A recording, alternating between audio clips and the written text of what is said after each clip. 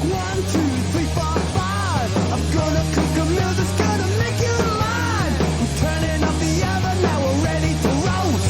When you touch me, honey, you'll love it the most. Come on and put me in your loving shoe. Welcome to another Britflicks.com podcast. My name's Stuart Wright, and today's guest is screenwriter, script editor, and someone with 15 years and more experience in TV, Amanda Graham. Welcome to the show.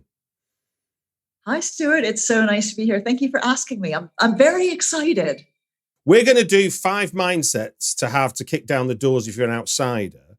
But before we go into that, you actually run networking sessions with various groups of people that sort of go into this in a lot more detail. Well, expand further on to what we're going to talk about today.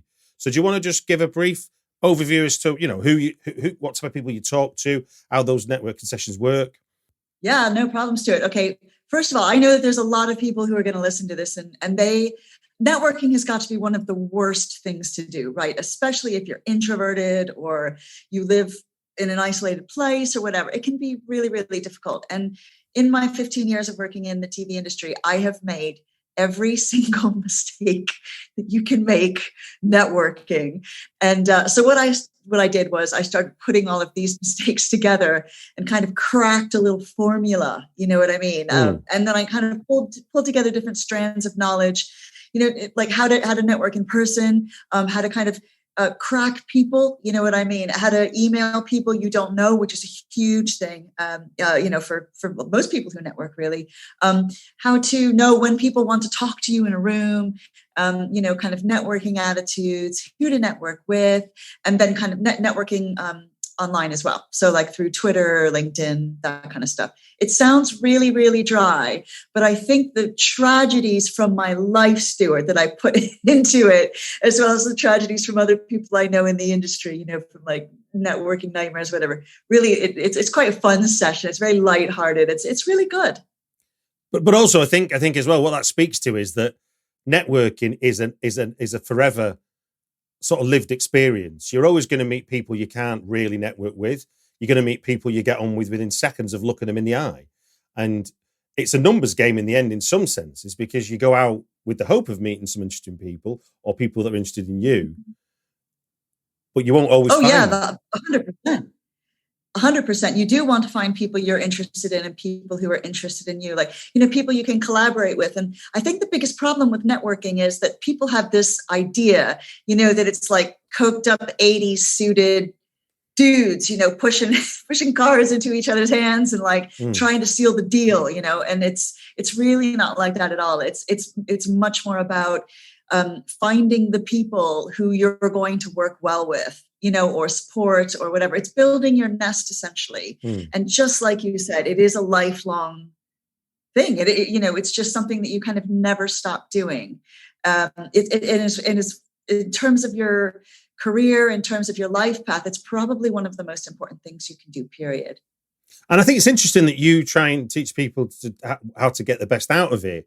When I know when I've spoken to people who've been on the podcast who are recently out of film school or whatever, and it's just really not part of any curriculum. And I've spoken to art students who have broke out into the art world. And again, the biggest surprise for all of them seems to be this idea that you've got to always be on, almost. You're always you. The brand you is always on show, and you've got to try and make the best of that for better or worse, however you are. And that never ends. You're never going to know everybody. So. Oh, 100%. You're absolutely right. Like with the students that I teach, because I teach not only at my university, but other universities as well. I give sessions and I teach like industry bodies and groups of writers. I teach privately. So I do like a lot of experience with lots of people in the TV and film industry. And they all say the same thing. It's like, where do you even begin? And if you don't know what you're doing, then the chances are that everything you do is going to be wrong. And obviously there's that fear, isn't there, that you're going to like turn away the one person who you want to work with most, you know what I mean? And just make them go, oh God. So, and it is tricky. It is like, when you're standing in a room, because I hate standing in a room with people like that. I get so much anxiety, you know what I mean? And so I have to keep reminding myself of what to do. But if you don't know what to do, it is terrifying when you're new and you don't know anyone and there's big groups of people, who are powerful and they all know each other. Like, how do you start conversations with these people? And, when you're emailing someone, whether it's an agent or whether it's a producer you want to work with, how do you email them? What do you say? You know what I mean? That's going to make them open the email, respond, and like acknowledge that you're alive. It's kind of a fine art, like learning how to do it, really. Well, look, let's not hold back any longer. So before we do start, I'll explain the rules of the show, as it were, for those that aren't familiar with the 5x5 show. We've got Amanda's very kindly given me 5 statements that will be a kicking off point for Amanda to talk about aspects of 5 mindsets to have to kick down the doors if you're an outsider. And I'll have a clock running that will run for 5 minutes. And when the bell goes off, or the dog barks, as in this case, we'll stop. But obviously, finish your thoughts. It's not the law that you have to stop, but it's more to give us an equal 5 minutes on all 5 things you've suggested, so that we don't spend 25 minutes on one item and then 1 minute on 4. That's kind of it. I'm just basically too what do you call it? I'm too polite to stop my guests. So I introduced a passive aggressive alarm bell to make sure I could do. So I'm not the one telling people to stop. Does that make sense? Yeah, it's just funny because it's like a Pavlovian response. You know what I mean? I'm already like, oh my God, what am I going to feel when I feel it? Like, is it going to be good?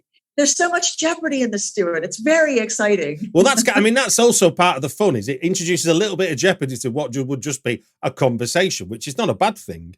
But no, to keep it light, as it were. We have the countdown. So without further ado, 5 mindsets to have to kick down doors if you're an outsider, Amanda. Number 1 is you belong. There is a space for you, even if you haven't been invited to the table. What are you saying there? Okay. I mean, I think it's really important for everyone to remember, because most of us, feel a little bit on the outside. We might have tried to get into places, but gatekeepers have kind of kept us away. Whatever the whole problem is, whatever your challenges are, it's really important to remember that you have experiences and you have a voice and you have talents that are meant to be put out in the world, right? So I always say it doesn't matter if you're not invited to the table, because you can build your own table. Like, do you know what I mean? Like, and I think one of the things that is related to this is this idea of imposter syndrome. I mean, we all feel it, right? At some point or another, it's and it's silly. I mean, it's expected, but it's silly. And it sabotages us at the worst times, I think. I mean, do you find it distracting if you're talking to someone and you're feeling like, oh God, I don't belong here. They're going to find me out.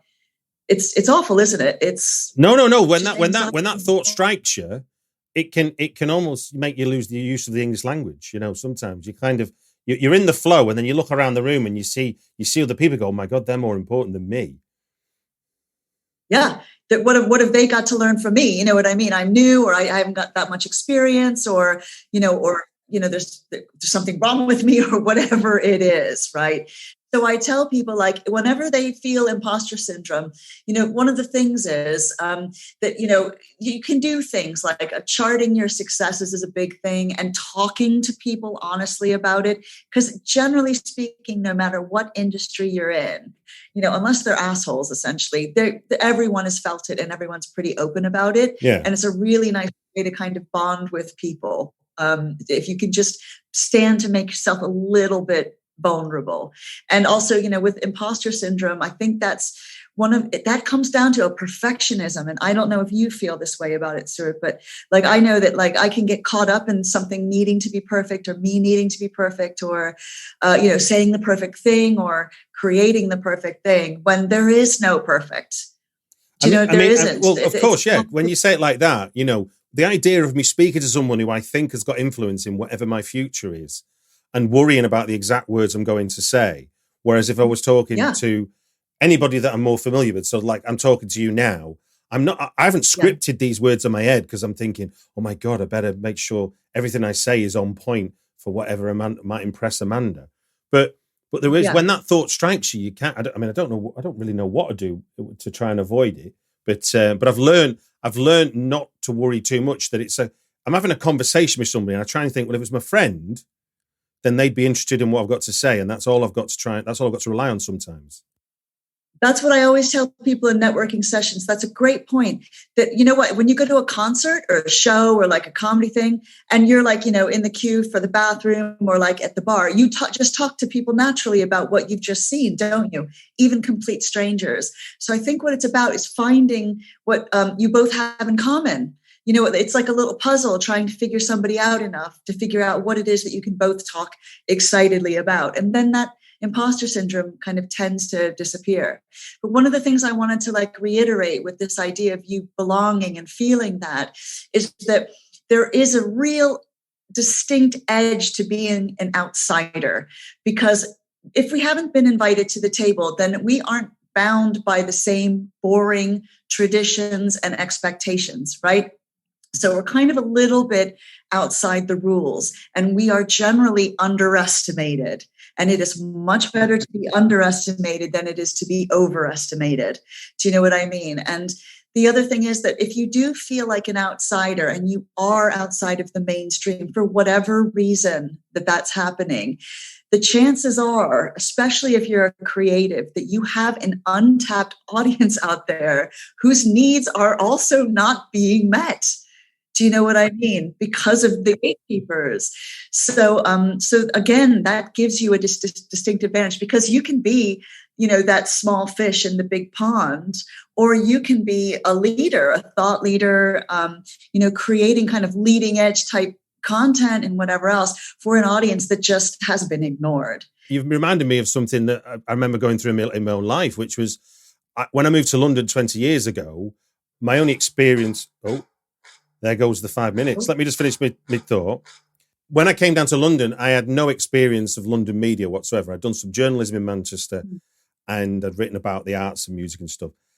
But what I did have was expert knowledge about Manchester's art and music scene, which not everybody had in London. So what I thought was a weakness, not knowing what was going on in London, became a strength, because they needed to reach out into different areas to understand what's going on. And I had that on a plate, and I was round the corner from them now. So it was kind of suddenly what I thought was my weakness became the strength. And that was classically where I did feel like an absolute outsider, because I was new to the city, new to the place, new to the environs. And then suddenly I realized actually I had something to offer that they didn't have. You know, it just comes down to, and if for anyone who's listening, if you're still struggling with it, just this one last sentence before we go on to the next point. If you are still struggling with this and can't really visualize yourself being in that world, whatever world that you want to be in, I really recommend checking out Les Brown.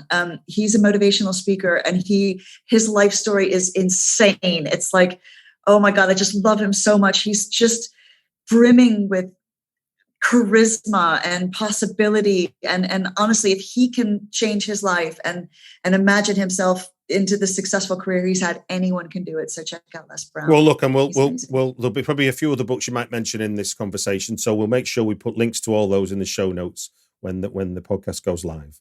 Okie dokie. Right then, number 2 is continue to get better at whatever it is you do. There's no point in kicking down the door if you're a noob or are currently shit at what you want to do. It's so funny. Now, like, I need to preface this point by saying everyone starts out crap at the beginning, right? Yeah. This is not like a judgment on like, everything's got to be amazing and it's got to be perfect. That's not what I'm talking about. We all like get better. We're crap at the beginning. We learn what works for us, you know, and then we just grow and we get better, right? And our content gets better and whatever we want to do gets better. So I just needed to kind of get that out of the way. But one of the biggest classic mistakes that people make, especially in the TV and film industry, but in anything that involves talent, right? Musicians and whatever else, is they worry about the access. How do I get an agent? How do I get a meeting? How do I work for this person? You know what I mean? But they don't think about whether they're ready to do it. Because what is the point in having that big meeting? What is the point in getting that meeting with an agent if you're stuff is crap. Do you know what I mean? And that's the thing. Like it's really important, you know, to make sure that you are growing and developing and working on whatever it is that you want to be amazing at. You know, you've got to constantly get better and work at it and refine it and get shit hot. Like you just have to do that. And it's your responsibility to do that, you know, especially if you're a creative and you're putting stuff out there. And I know that that process sucks. It sucks. It takes years. I mean, Malcolm Gladwell is always talking about 10,000 hours, isn't he? But, you know, and obviously I know, like, we go on YouTube and billionaires are always saying we've got the same 24 hours in the day, but that's not true. You know, like, a lot of us have kids and other jobs, and we've got other responsibilities. So we don't all have the same hours. So what I'm saying is it does take a long time to get better, right? It really does.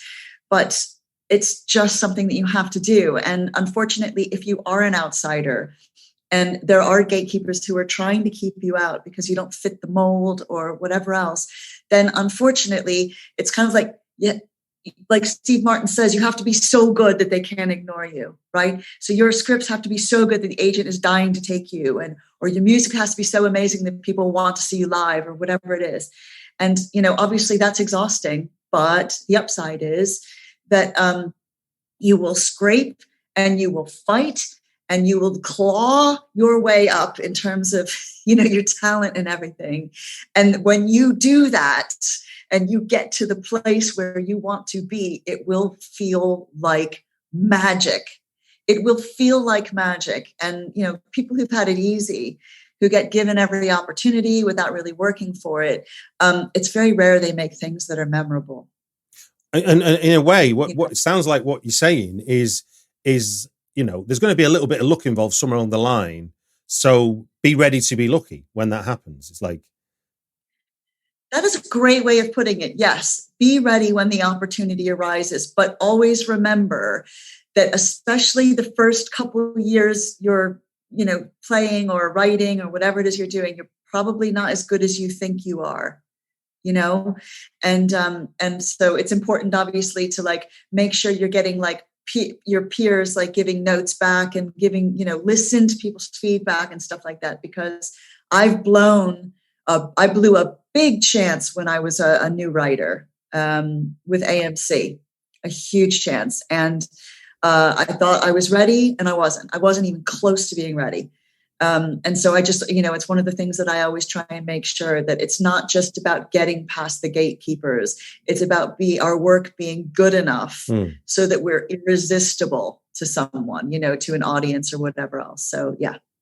But the upshot of this is that you control that part of it, because the networking and the access you don't control. And while you can work on that long game, as we talked about in point one, the long game that runs parallel is the bit you absolutely do control, which is turning up whenever you can and what's convenient to your life and circumstances, and becoming better at writing, better at whatever it is that you're trying to do, because nobody can stop you doing that in a way. No, 100%. That's absolutely right. It is down to you. And the great thing is, to build on what you just said, because that's such a good point. But the great thing is that every time you get better, right? Like if you're a filmmaker and you make your first short, and then you do, you know, and you do like maybe your first collaboration, whatever, then you also trade more networking on each step you're doing, right? So, and you go up more and you learn, you meet more people, and you're collaborating with more people and whatever else. So it works really well. It's just that it's really important to not, to be ready when you've got the chance, but don't blow your chance. Don't blow your chance. I couldn't agree. I couldn't agree with you anymore. It's like, for me, and I echo your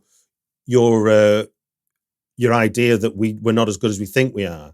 Because when I made the transition, as I thought I was, from journalism to screenwriting, I was like, writing is writing. You know, I'd been doing journalism for 10, 15 years, so I thought I could write. But obviously, that's while the words on the page are the same skills, the way they're received and the way that they're viewed to be good or bad are not the same rules at all. And the the things you have to achieve with the words on the page are not the same either. And that was a big steep learning curve for me, and not one I anticipated at all. It was just like, oh, different task, different output, be fine. I can put words on page. But it took me a good decade, I think, for me to begin to feel comfortable in even just the basic task of trying to develop a screenplay. Whereas I think after year 2, I'd written a couple of screenplays and I thought I knew what I was doing. But I don't, looking back, I don't think that at all. I know that, and I think that's the thing. I've mentored a couple of people over the last recent years. And the bit that I keep saying is, you are the only measure of your success. You know where you were when you started, and you know how far you've traveled. Me saying I'm not as good as Quentin Tarantino isn't a measure of my success or failure. It's just an abstract thought. Whereas I know from where I was at point A and I'm now at point B, what improvement I've made, because I was able to, I can point to things that suggest it. And that's almost like the best way to, I think that helps with the imposter syndrome as well, is that if you can see you've charting your success. Exactly. If you can see you've improved, then that's the best sign you've got, which means you're moving up. It doesn't mean you're a showrunner. It doesn't mean you're an award-winning writer yet, but it means you're better than you was, and that's the only path you can be on to get to the ultimate success you might desire. The dog did bark during that, so we're on to number 3 in our list, which is the thing that makes you different is most likely the thing that is your greatest asset. Do you want to explain that one to us? Yeah. Okay. Well, I mean, obviously, for those of us who are outsiders, and I, obviously, most of your listeners don't know who I am, but I was the weirdo. We were poor growing up. I'm autistic. I mean, I can't get any more different, in a lot of ways. And I was in a cult church when I was young. And I mean, I was just the outsider from every kind of angle. So I understand how this works, and I understand what it's like to feel different. And there is a certain hopelessness in feeling when you realize what makes you different. Like if it's something that you can't change, I think it's more difficult to see what you can do with that and where you can go with that. Do you know what I mean? And so somebody pointed out, maybe it was The Obstacle is the Way, but it might have been The Big Leap, which is also an amazing book. But the thing is, that we need more sparkly unicorns in the world. And there are way too many people who spend all their time trying to be like everyone else. And obviously the problem is then you can't create memorable things. You can't be a memorable person if you're beige. You know what I mean? And I mean that obviously not literally, but you don't have to dress in beige or whatever. But I mean, like if you're just kind of boring and flat and trying to fit in with everyone, then there's nothing interesting. So for those of us who feel like outsiders, there's always something, and it doesn't even have to be something as an adult. Like, it can be like when you were a kid. Did you ever get what was the thing that your teachers always said about you? Did you talk too much? Yeah. Were you distracted? Could you have worked harder, but you're really clever, but could have worked harder? It's usually something that either your teacher said about you, kids teased you about, or a trait you have that gets you fired. It's usually one of those 3 things, right? That it's linked to, but it doesn't have to be one. We get more, but whenever you're criticized for a difference, and I don't mean, if you act like a dick or whatever, I'm talking about something that's innately part of your personality or your beliefs or, your experiences or where you're from or whatever else. That is probably the kind of thing it is. I mean, can you think of anything off the bat for you that was like that for you? Well, I could quote it to you. It's something that I'm always reminded of in my head is that, and it is a school report that said, Stuart is easily distracted and then he distracts others. That was on a school report of me when I was about 15. But whereas in the same year, another teacher said Stuart is a born leader. So she saw the positive in the jibber jabber, whereas the other teachers saw the negative in it. And it's just really interesting that those 2 things coexisted in the same year of me at school. So it was sort of like that. And then I didn't think that at the time, don't get me wrong, but looking back, I can see that is definitely where you want to find the people that think, this isn't me being, I am a born leader at all, but you want the people that feel like you are someone to be with, as opposed to someone that wants you to shut up. Yeah, no, 100%. But look, so you got in trouble for being a chatterbox when you were young, and now look what you're doing right now. You know what I mean? So it's, It's one of those things that like, and we always get so upset at ourselves, like, especially if it's something that people criticized us for, that's like an essential part of our personality or how we're made up. It's so hard to not like beat yourself up for that, because especially if it's something you can't change, or we spend all this time trying to change something that's really hard to change. Like, I know as an autistic person, it's really exhausting to mask. It's really exhausting to fit in. Like, it is physically, emotionally, and mentally exhausting to try and fit in. You know what I mean? But you have to, to function and job and stuff. So I really understand that. But on the other side, but it always, it got me into trouble. And I say the wrong things sometimes, and I lose relationships because of my quirks and that kind of stuff. However, because I've had such a hard time understanding people, and how they work and why they do the things they do, I've had to watch them a lot. I've had to observe them. I've had to read 1 million books on the topic. And because of that, it has equipped me. Dish Network knows the importance of having a reliable television provider. That's why Dish puts reliability first, with 99% signal reliability anywhere in the country, including rural America. So you can watch your teams, news, and favorite shows without being interrupted, no matter where you live. Get 99% signal reliability with Dish. Call 1-844-CALL-DISH. Visit dish.com or find a retailer near you to sign up today. 99% reliability based on data from set-top boxes. To not only kind of write copy for people, but to write for people, because especially characters and forming them in the story world, because I understand how people interact with each other. I understand what they're doing, what they're saying is not the same thing as what they're thinking. You know what I mean? Like, I understand that, and that comes from that challenge specifically. So it's an amazing thing. I think once you realize that your obstacle is the way, right? It is the thing you must do. And it's key to your success to use that thing that you're naturally gifted with. Then it changes everything, I think. Right then. Number 4 is, there is never only one way to get to where you want to go. Getting creative and staying open-minded about your goals will most likely help you reach them faster. What do you mean by that? Well, obviously, it's, I think the older we get, the more we realize and appreciate. And correct me if I'm wrong, Stuart, but that life does not work out the way you think it's going to. Do you know what I mean? I was a trainee quantity surveyor at 16, so riddle me that. Yeah, exactly. Right. And you said you pivoted from journalism to script writing as well. You know what I mean? Like, I think the problem is that when we plan, this is I want the Emmy, or I want to make the best horror film ever, or whatever that goal is, right? Especially if it's a specific thing, like I'm going to have the first Oscar for, whatever type of horror, whatever it is. The problem is then we get so focused on just that one kind of train track, do you know what I mean, to that goal, that we miss out on 1 million different opportunities, that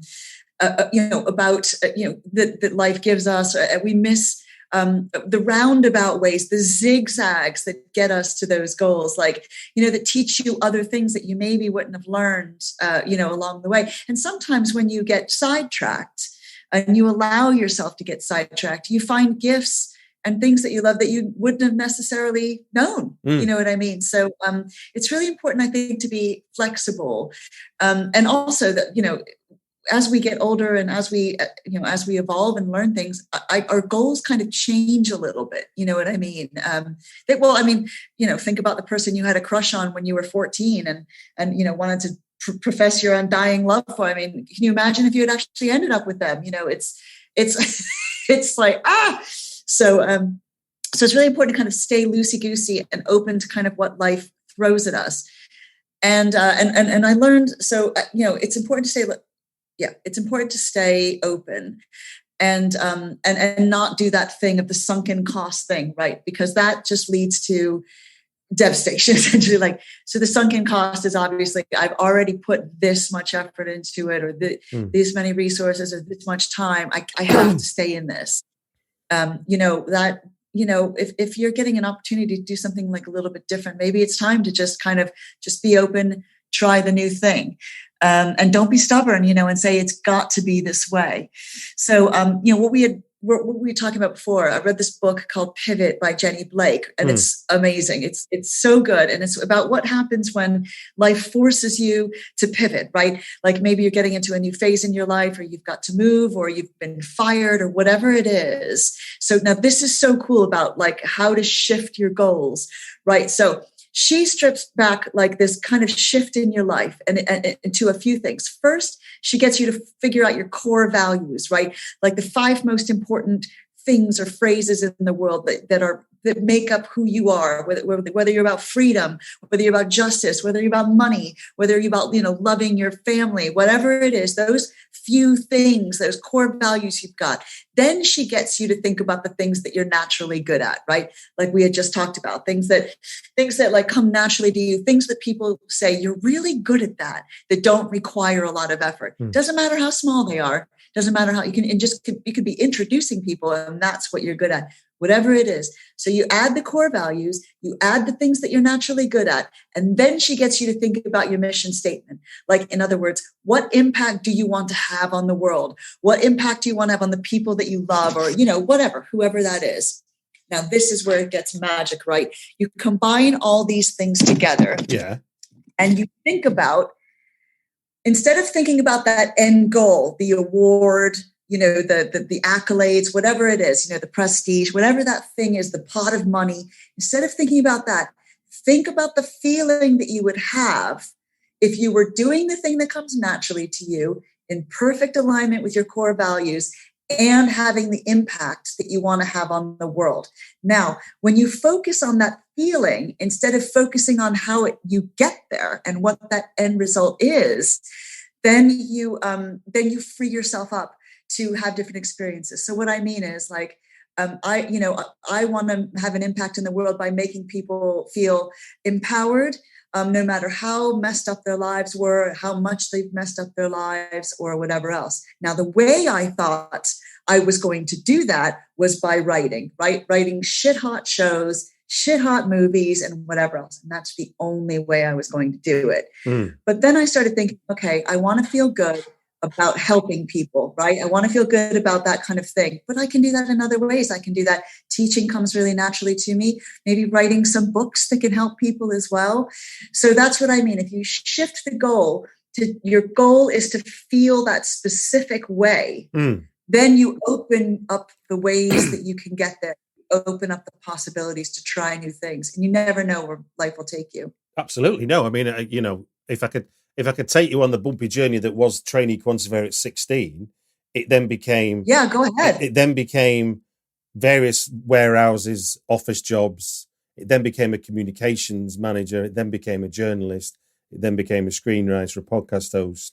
And now, like I said to you before we started, I've done a little bit of teaching now. So all those things make no sense. And I've managed a rock band as well. So it was like, it was just a series of things which were I didn't realize it, but with you saying what Pivot describes, in a way, I was always trying to find something that was going to help me get that feeling. So managing a band was great because you were with your friends and you were working, and it was you were knocking down some doors that you never expected to, and it felt great doing that together. But it was collaborative, and I've said it to a lot of people that I felt like managing a band prepared me more for screenwriting than any screenwriting class I've done, which shouldn't make any sense, but it really, I really think it has.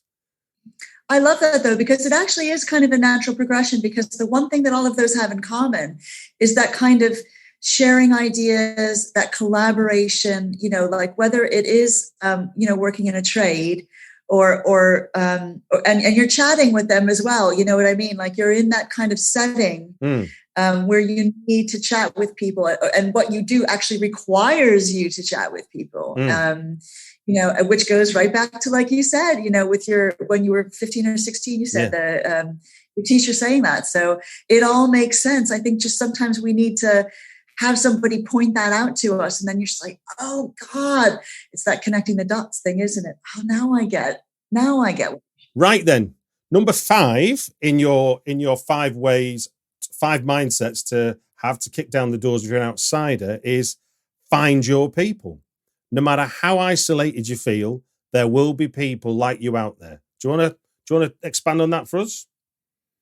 Yeah, I mean, I just think, especially when you're an outsider, and especially if you're going through a time where you just can't break in, stuff isn't working for you. We tend to, there's, I think, a bit of shame involved in that. And, we kind of suffer on our own because it's too embarrassing to say that we're failing, or it's too embarrassing to say we're struggling, or that we feel lonely or isolated or whatever else. And so we just end up in this ridiculous cycle where we feel worse and worse and worse. So for me, it's like, if you feel no one is ever an outsider. No one is, I don't care what box they've put you in. I don't care. You know what I mean? There are other people who have been in that box. There are other people who understand exactly what you're talking about. So finding your people is just that. You need to find people people to work with, people who will give you a break, who've been through the same kind of thing, people who write books that you can read, or make podcasts or other kind of content that will help you better yourself, help you increase your skills, be more confident, whatever else. So find the people who say things that speak to you and elevate you, and find the people. And sometimes it takes a while to find people who you can work well with. Sometimes it could be a disaster when you're still trying to figure yourself out, to try and collaborate, but they will be out there. You will find them. But the main point is just don't do it alone, because you know what? Like nobody gets there is no trophy. There is no first place for doing something alone the most or the longest or whatever else. So, talk to people, spend time finding your audience and your collaborators, like people with the same core values as you and the same missions as you.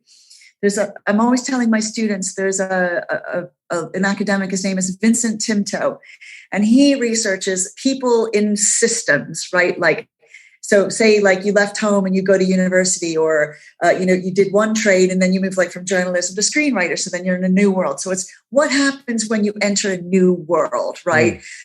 As a musician or just as anything, right?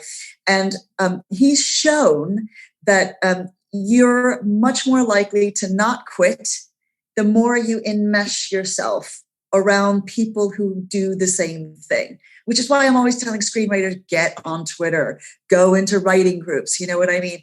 Because when you fail as a screenwriter, which you will inevitably many times, your mom or your partner or whatever might not understand the devastation of that, Yeah. So exactly right. And so especially if you're the only one in your family or group of friends or whatever who's doing whatever it is you want to do, you have to talk to other people who are doing the same thing, because they give you advice, they hold you accountable, they give you pathways in this creative field or whatever it is that you wouldn't have thought of.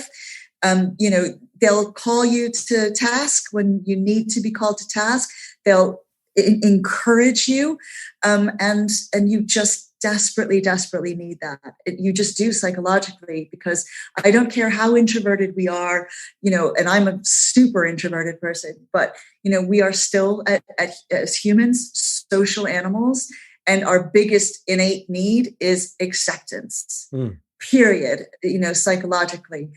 That is what, and we have never been so lucky as we are now. With the world is so small, you know what I mean? Like, imagine trying to like network or find people who are like, imagine being the only weirdo in the south of England in like the 12th century. You know what I mean? Like, there's just no way you're going to meet anyone else like you. And then you really are like living an isolated thing. But we're not like that. You can literally on your phone, Google something, whatever it is that you want to do, your own specific brand of weirdness, the weird stuff that you like, whatever it is, you can immediately, instantly find other people who are like you. I mean, how amazing is that? No, and I think in a way what you're saying there is it's the want to do that's going to help you. You kind of, ignoring that aspect of it. I mean, a book that I read that when during a sort of time when I was feeling that isolation, and it was definitely early doors. I made the grave error of not really managing my own change from one thing to another. I just went, today I'm that, yesterday I was that, today I'm this. And then I didn't realize till 12, 18 months down the line that I'd not really softened the blow a bit. And I read The War of Art, which is Steven Pressfield's book. And I remember the conversation the other day. And he talked for the first, this plays into your idea of finding people to be around you, to support you. He was basically saying, find people that support what you're doing and want to help you, and get rid of the people that only want to criticize you or not take you seriously for what you're doing. Because let's be honest, nobody's asked me to write a speculative script. So in a way, it's like throwing money in the air in some senses, but I want to do it because I think I can do it to a good enough thing that someone might want to make it. But somebody doesn't understand that compulsion will never understand you doing it. I mean, the amount of times I've been asked, so who pays you? And I go, well, I have to pay for it myself. And then, it sort of becomes part of my own living cost. It's like, it's a choice I've made. And people who go to work every day don't appreciate that. And so Steve Pressfield's saying you want to get people in your life who can, like echoing what you're saying, who can appreciate what you're doing and also be a carrot and be a stick in your life as well. Because there are going to be times when you need to kick up the arse. There's no two ways about it. And somebody else who knows what you're going through is in a better position to give you a kick up the arse than someone that doesn't. And you're more likely to accept it. Yeah, 100%. And and then there's really low moments when you really thought that, particular director was going to love your script, or, those are really emotionally devastating moments sometimes. And especially when you're just starting out, or you need a job to pay your mortgage or whatever it is. So, and so it's really, really important to it's okay to lean on people. But this is important. It's okay you have to be there for other people too. Yes, I always say with networking and the community or whatever, it's not about what you can get from people. It's about how you use your experience and talents and everything to help other people. And if everybody had that attitude, oh my God, it would be a completely different thing. So just always be aware that we can't just take from other people. We have to be there for them. We have to help them. We have to introduce them. We introduce people who are looking for things. There's a million things you can do to help other people. And so, and it's important, to keep that in mind. No, funny enough, I watched a YouTube today that's had 6 million views, and it's called The Success Paradox. And the guy giving the talk, as it were, basically says we overestimate how much we've done to something and underestimate how much luck was involved, in terms of luck always plays a part in it.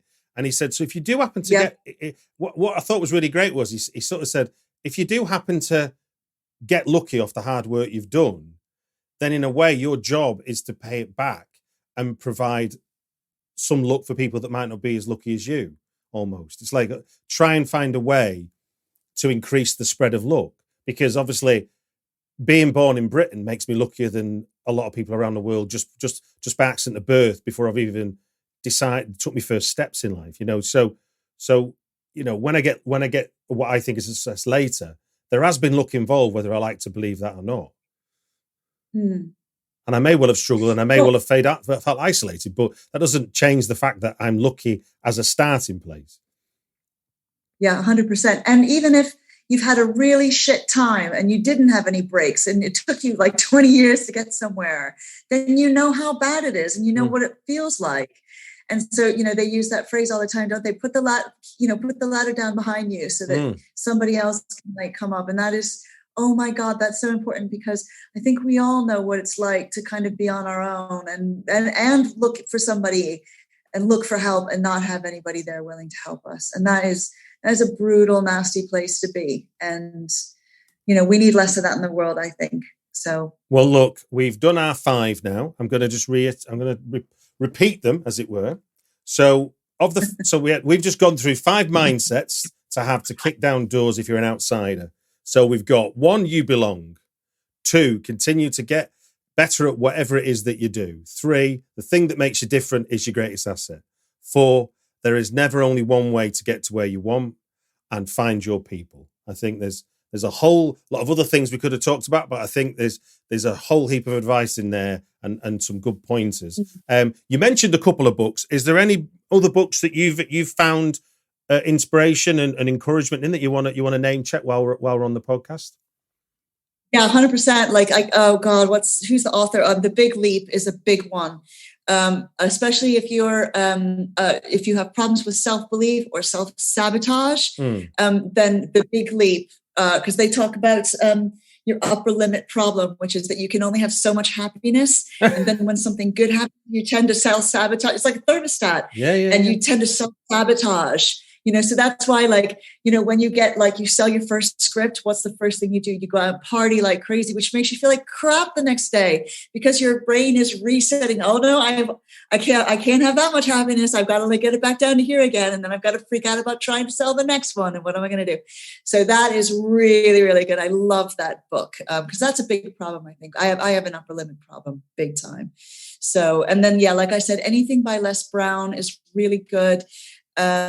Just for self-esteem and just motivation when you're at a really low point. And Mel Robbins as well. I love her because I love people who just swear and just don't care and are really irreverent. You know what I mean? She is a door kicker. She is an absolute door kicker, and I just love her. So but I read books all the time, so there are just a million really good ones. So Gay Hendricks, that's who wrote the Big Leap. So okay. Do you have any books that you want to recommend? Yes, I would. The other book that I would recommend is Art and Fear by David Bayles and Ted Orland.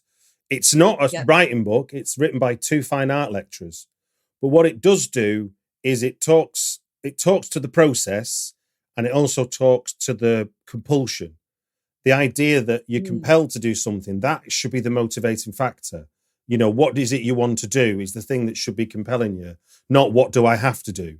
If what I have to do, I have to go and pay my bills. Well, I'm not compelled to do it. There's nothing's ever going to compel me to pay me bills, but I know I have to, so I reluctantly do, Whereas I definitely don't have to write a script, but thankfully, there's something in me that's compelled to do it. But what they also tackle there, though, is if there comes a point where you don't feel compelled, then that's the time to stop. It's not a crime. And that was a big eye-opener for me. It's like the idea of failure was not having achieved whatever measure you decided was success. But actually, what they would argue is that you're compelled to do something for as long as you're compelled to do it.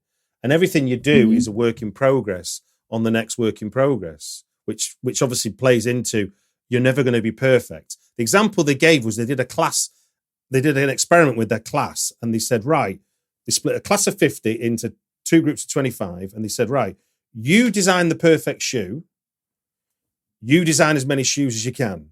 And obviously all the interesting ideas came from the group that could design as many shoes as they could. The perfect shoe does not exist. And that's the same with you and I and any other writer listening to this, their development as a writer and our development as writers is based on the last thing we wrote. It's not to say we write the same thing all the time, but we are always building on that last thing. We can't help it. It's the only thing that we've got to bounce off. We're always finishing the thing that is us, but it's just, it just becomes a different guise, I mean, no, go ahead. I was going to say, and I was thinking about this conversation we were going to have, and I was thinking about my first ever interviews where I did them, when I went and met people and did them in person, and I made a right balls of it. I remember once I was so nervous, I had 3 pints of Guinness before I went to the interview, and I could hardly bloody talk. So it's like, but I managed to get enough for the interview, and I got it written up, and I learned the lesson. But if people listening to this podcast and wouldn't think that about me, maybe, but I can tell you that when I first started an interview, it was like the most terrifying thing in the world. But even to this day, there's still a bit of nerves about interviewing, which I think is healthy.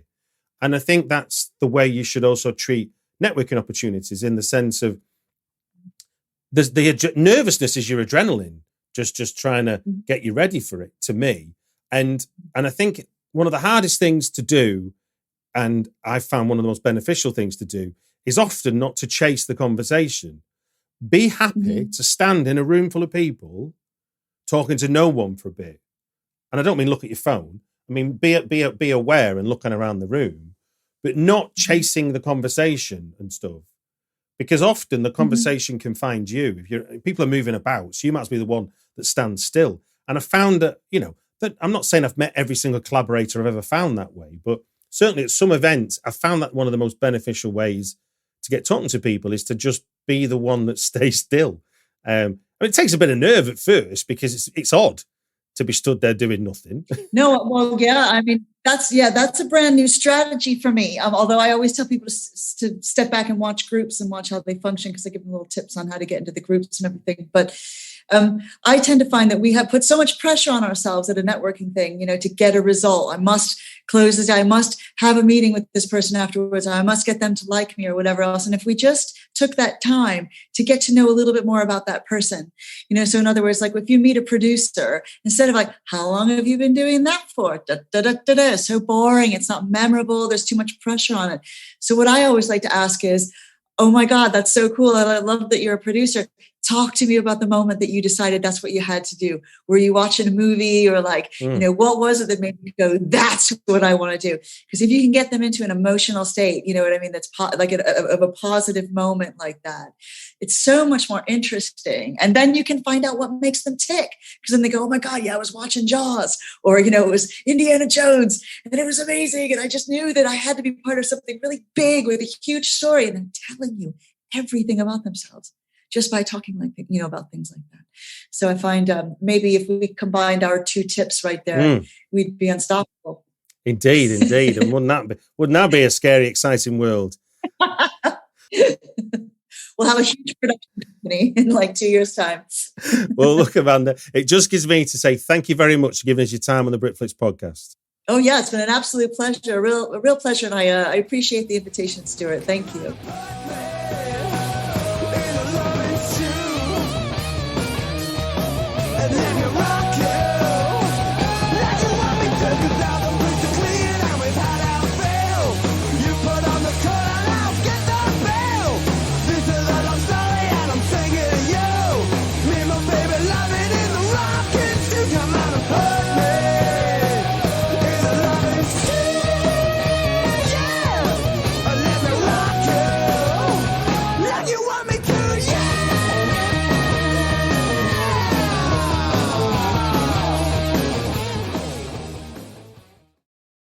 At Kroger, fresh groceries are our thing, so we check your delivery order for freshness at every step from farm to store and pick and pack every veggie in your free pickup order with care, because we treat your food the way we'd want ours to be treated. We're fresh every day, so shop anyway. Kroger, fresh for everyone. Free pickup on orders of $35 or more. Restrictions may apply. And now you'll find more ways to save on your favorites. When you download digital coupons, you can use up to 5 times in one transaction. Kroger, fresh for everyone. Dish Network knows the importance of having a reliable television provider. That's why Dish puts reliability first, with 99% signal reliability anywhere in the country, including rural America. So you can watch your teams, news, and favorite shows without being interrupted, no matter where you live. Get 99% signal reliability with Dish. Call 1-844-CALL-DISH. Visit dish.com or find a retailer near you to sign up today. 99% reliability based on data from set-top boxes.